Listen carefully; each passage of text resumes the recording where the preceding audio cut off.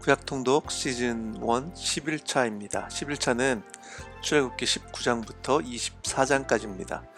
출애굽기 19장부터 24장은 출애굽기에서 무척 중요한 본문입니다. 하나님께서 이스라엘 백성과 언약을 맺으시고 법을 주시는 본문입니다. 하나님께서는 모세에게 말씀하시기를 너희는 내가 이집트 사람에게 한 일을 보았고 또 어미 독수리가 그 날개로 새끼를 업어 나르듯이 내가 너희를 인도하여 나에게로 데려온 것도 보았다.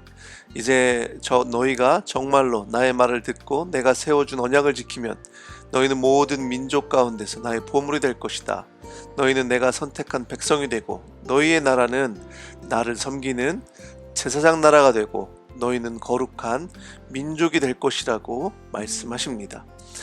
이 선언은 하나님의 일방적인 선언적 약속입니다.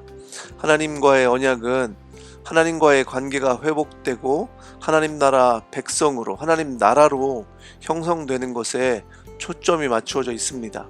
하나님과의 관계가 회복되면 다른 복은 자연히 주어지는 것입니다. 20장은 십계명에 대한 내용입니다. 2절에 나는 너희를 이집트 땅 종살이 하던 집에서 이끌어낸 주 너희의 하나님이다 라고 말씀하십니다. 우리를 종살이에서 은혜로 구원하신 분은 바로 하나님이라는 선언입니다. 이스라엘 백성들도 깨달아야 되는 것이 모세가 구원한 것도 아니고 하나님께서 은혜로 이집트 땅에서 이스라엘 백성들을 구원하셔서 그렇게 이끌어내신 분이 하나님이시라는 것을 깨달으라는 겁니다. 우리가 죄에 묶여서 신음하고 있을 때 나를 찾아오셔서 은혜로 해방시키신 그분은 바로 하나님이십니다. 십계명은 하나님 나라 백성으로서의 구별된 삶을 살라는 명령입니다. 첫 번째에서 네 번째까지 계명은 하나님과의 관계에 대해서 말씀하고 있습니다. 하늘로부터 수직적인 관계를 말씀하고 있는 거죠. 다섯 번째부터 열 번째 계명은 옆으로 사람들과의 이웃들과의 관계, 수평적인 관계를 말씀하고 있습니다. 하나님의 언약 백성이기에 이 법이 주어지는 겁니다. 법이 먼저 주어지는 것이 아니라 하나님 나라 백성이 먼저 되는 겁니다. 그 하나님 나라 백성들에게 하나님 나라 백성답게 살라고 주어지는 것이 이 법입니다. 예수님께서도 이 율법을 정리하셔서 두 가지로 말씀하시는데 그 율법은 하나님 사랑, 이웃 사랑입니다. 21장에서 23장 3장까지는 이 십계명이 실제하는 바를 구체적으로 설명하는 내용들입니다.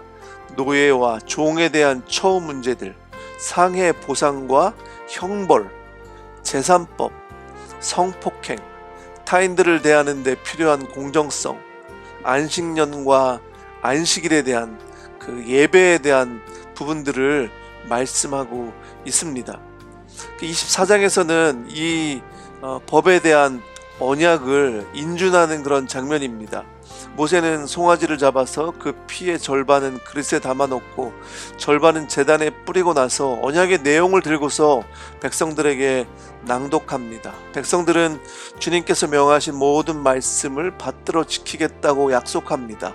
그래서 모세는 피를 가져다가 백성에게 피를 뿌리며 이것은 주님께서 이 모든 말씀을 따라 당신들에게 세우신 언약의 피입니다 라고 그렇게 선언을 합니다. 모세는 다시 시내산으로 올라가고 40일 동안 지내게 됩니다. 하나님께서는 돌판에 직접 이 계명을 새겨주시겠다고 말씀하십니다. 십계명은 우리를 올가매는 법이 아닙니다. 은혜로 구원받은 백성들이 마땅히 살아가야 하는 삶의 방법에 대해서 말씀하고 있는 겁니다. 이 법을 선택하는 인생은 결국 복되고 행복한 인생을 살 수 있습니다. 하지만은 이 법을 따르지 않는 인생은 결국 실패하는 인생이 됩니다.